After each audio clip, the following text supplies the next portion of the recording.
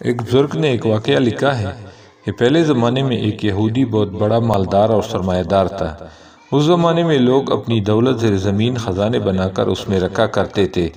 اس یہودی نے خزانے میں سونا چاندی کے انبار اور ڈھیر جمع کیے ہوئے تھے، جیسے کہ قارون کے بارے میں قرآن کریم میں ہے کہ اس نے بہت بڑا خزانہ جمع کیا ہوا تھا۔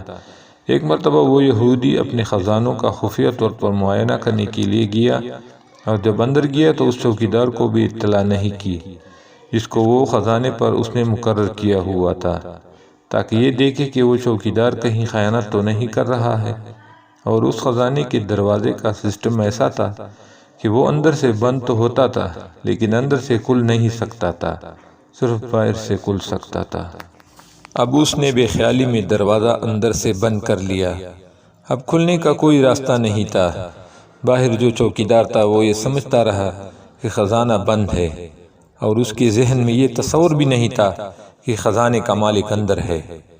اب یہ مالک اندر جا کر خزانے کی تفتیش کرتا رہا، اور جب دیکھ بھال کر کے تفتیش سے فارغ ہو کر واپس باہر نکلنا چاہا تو باہر نکلنے کا کوئی راستہ نہیں تھا۔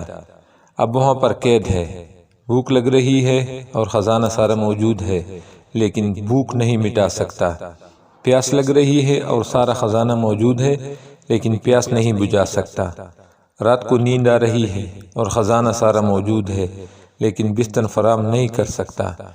حتیٰ کہ جتنے دن بغیر کھائے پیے زندہ رہ سکتا تھا زندہ رہا، اور پھر اسی خزانے میں اس کا انتقال ہو گیا۔